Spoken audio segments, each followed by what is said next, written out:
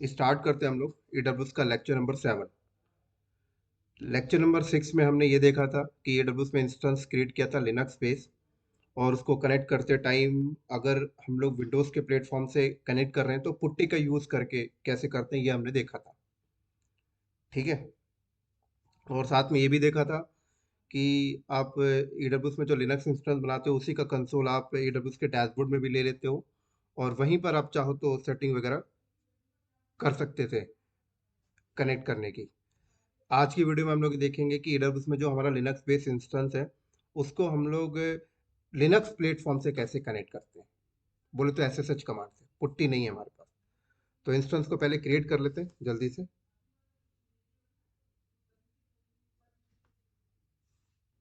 ठीक है। पुराने कंसोल पे बैठा हूँ, नया कंसोल पे आ जाता हूँ। Launch instance.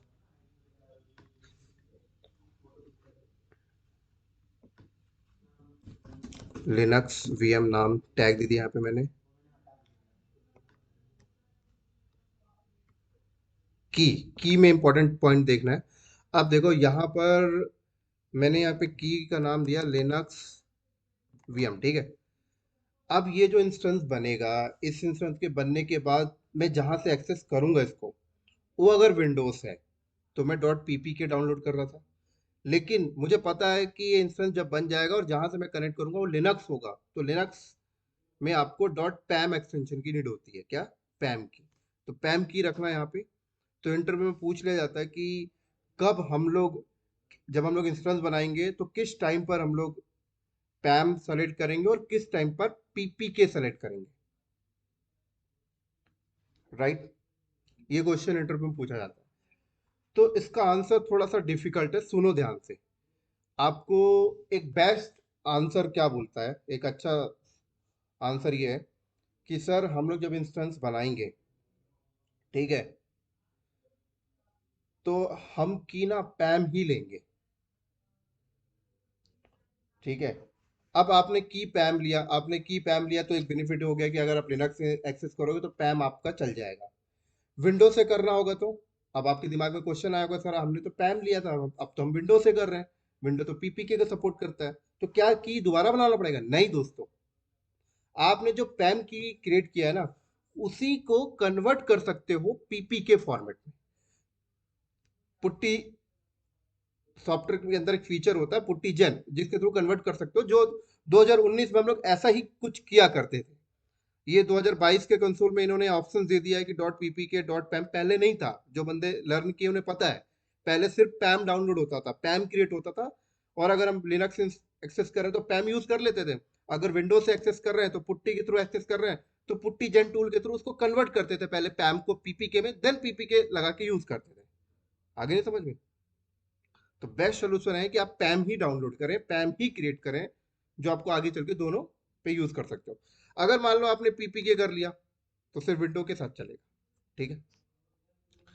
तो देखो यहाँ पर मैंने पैम यूज किया और मैंने क्रिएट, बाकी सेटिंग वैसे ही रहने देता हूँ और लॉन्च इंस्टेंस में क्लिक करता हूँ।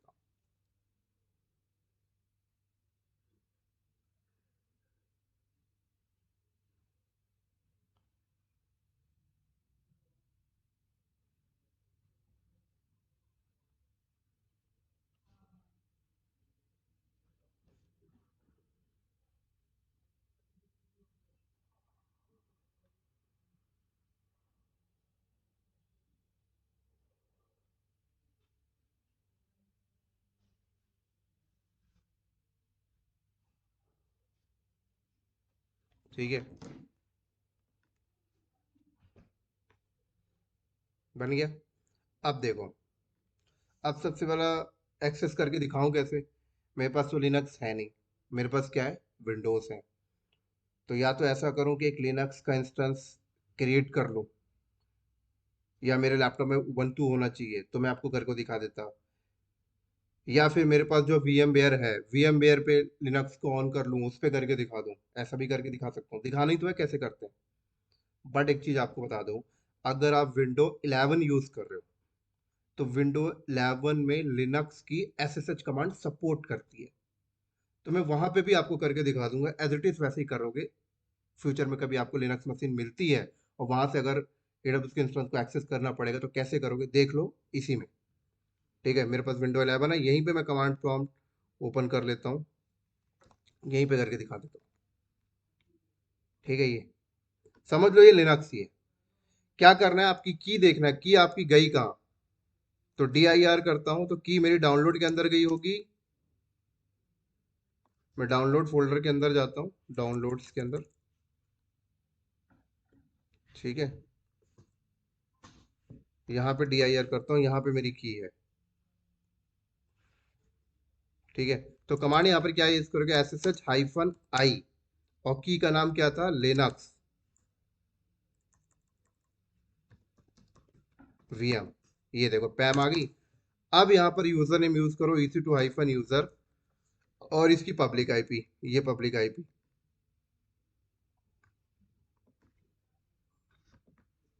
ये लो, देख रहे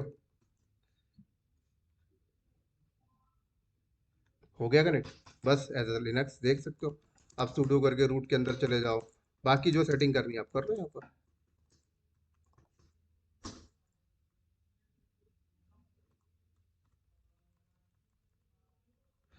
तो विंडोज में भी आप SSH कर सकते हो, ठीक है, कोई दिक्कत नहीं है।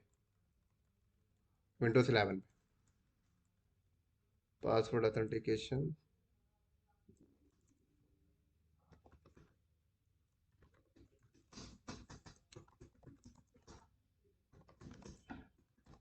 ये लो। तो अब मुझे की भी नीड नहीं पड़ेगी, मैं फिर से कमांड प्रॉम्प्ट खोलता हूँ, यहाँ पर देखो SSH-EC2-यूजर, की फी की जरूरत नहीं है मेरे को। लो,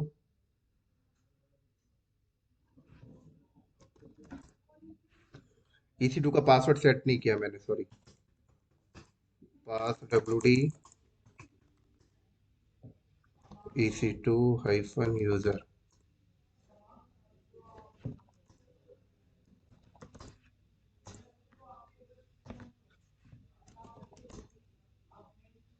परफेक्ट, ठीक है, कर लोगे ना। तो इस तरीके से कर सकते हो, कोई दिक्कत नहीं। एक चीज और बता देता हूँ मैं आपको, थोड़ा सा टाइम है इस वीडियो में। जब आप कनेक्ट करते हो तो यहाँ पर देख, एक एक आपको EC2 इंस्टेंस कनेक्ट का ऑप्शन आया, जो आपको AWS के डैशबोर्ड में ही खुल जाता है। एक देखो सेशन मैनेजर का ऑप्शन है, ये क्या करता है ये भी समझ लो। सेशन मैनेजर देखो क्या करता है, डायग्राम में समझा देता हूँ, हालांकि ये डेवऑप्स का पार्ट है जो बाद में देखेंगे, बट अब समझ लो ऑप्शंस आ रहे हैं तो। ये AWS का डेटा सेंटर है, ठीक है, यहाँ पे आपका इंस्टेंस चल रहा है।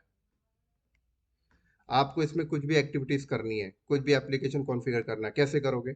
आप अपने लैपटॉप से बैठकर क्या करते हो, इसका रिमोट लेते हो, है ना। जैसे अभी आपने SSH लिया, पुट्टी लिया, या वेब कंसोल लोगे, डैशबोर्ड में जाके कंसोल खुल के आएगा, फिर आप सेटिंग करोगे, एक्टिविटी सब कुछ करोगे। मैं चाहता हूं कि इस मशीन का बिना कंसोल लिए, बिना SSH लिए, बिना पुट्टी लिए, इसमें एक्टिविटीज करना चाहता हूँ। एक्टिविटीज बोले तो अपाचे कॉन्फ़िगर करना चाहता हूँ, डेटाबेस बनाना चाहता हूँ, इसके अंदर कमांड्स रन करना चाहता हूँ बिना इसको एक्सेस किए। तो बिना एक्सेस किए कैसे करोगे, पहले कैसे करते थे, पहले आपके पास, आपने देखा होगा अगर पुराने बंदे हैं लिनक्स के तो उन्हें पता है, स्क्रिप्टिंग के थ्रू कर लेते थे। स्क्रिप्टिंग के थ्रू कर लेते थे ना, एक सर्वर में स्क्रिप्ट बनाते थे, उस स्क्रिप्ट में सारे टास्क डिफाइन कर देते थे, वो स्क्रिप्ट रन कर देते थे, यहाँ पे जाके रन होके परफॉर्म करके आ जाता था, बिना SSH लिए काम हो जाता था। स्क्रिप्टिंग के बाद देखा आपने एनसिबल के थ्रू कर लेते हैं हम लोग। तो AWS में जो सेशन मैनेजर है ना, वो कुछ ऐसा ही है कि आप सेशन मैनेजर को ऑन करके बिना इसको लॉगिन किए, बिना इसका SSH किए, बिना इसका पुट्टी किए, आप अपनी टास्क यहाँ पे डिफाइन करें और फट से आप इसे यहाँ पे रन कर दें बिना एक्सेस किए। तो इससे एक सिक्योरिटी मेंटेन हो जाती है कि डेवलपमेंट डिपार्टमेंट को कुछ इसमें काम करना है, डेवलपमेंट डिपार्टमेंट को हमने इस इंस्टेंस को एक्सेस करने। एक मिनट रुकना, एक कॉल आ रहा है, एक मिनट रुकना। तो अब देखो ये बहुत हैवी सर्वर है ना, बहुत प्राइम सर्वर है हमारा। अब इस सर्वर पे डेवलपमेंट डिपार्टमेंट काम करता है, टेस्टिंग का डिपार्टमेंट काम करता है, प्रोडक्शन का काम करता है। इस सर्वर का SSH पुट्टी कुछ भी हमने उनको राइट्स नहीं दिया। हमने उनको बोला कि आपको कुछ भी एक्टिविटीज इस सर्वर के ऊपर करना है, कोई भी एक्टिविटीज अगर आपको इस सर्वर के ऊपर करना है तो आप सेशन मैनेजर के थ्रू कर सकते हैं। तो वो सेशन मैनेजर मैनेजर को खोलेगा, वहां पे अपने टास्क डिफाइन करेगा और फट से रन कर देगा, यहाँ पे परफॉर्म हो जाएगा बिना एक्सेस किए। बहुत इंपॉर्टेंट है, जो डेवऑप्स इंजीनियर यूज करता है आगे डिस्कस करेंगे।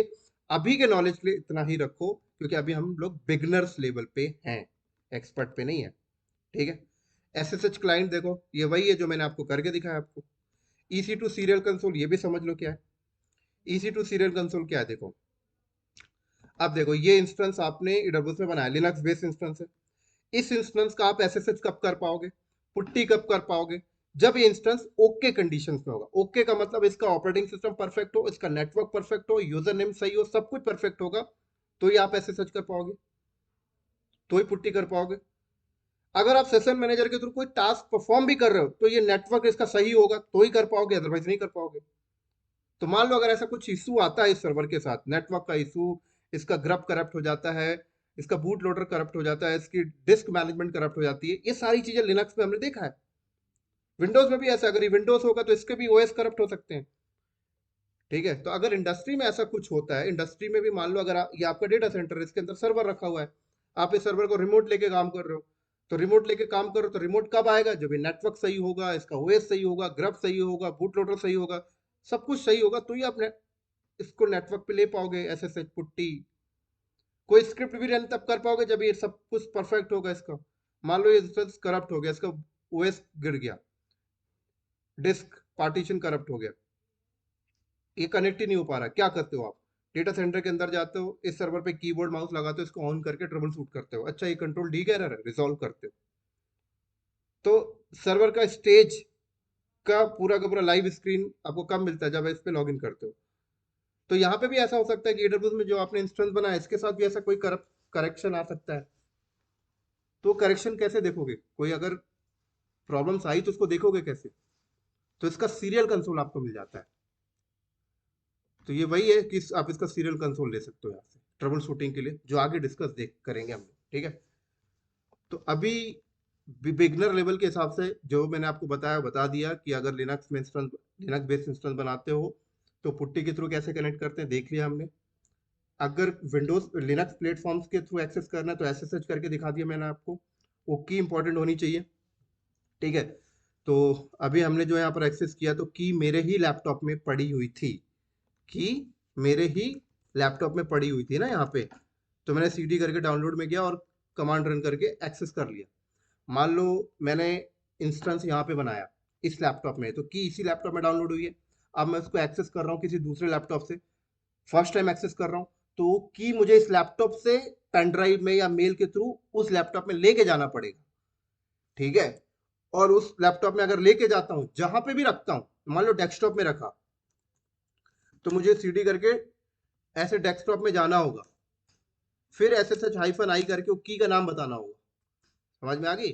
जैसे अभी मेरे यहाँ पर डेस्कटॉप में नहीं डाउनलोड में थी, तो मैंने क्या किया था, यहाँ पर ऐसे गया, SS-i किया, लिनक्स VM किया, और फिर EC2-user@ देन उसके बाद, तो ये याद रखना। ठीक है।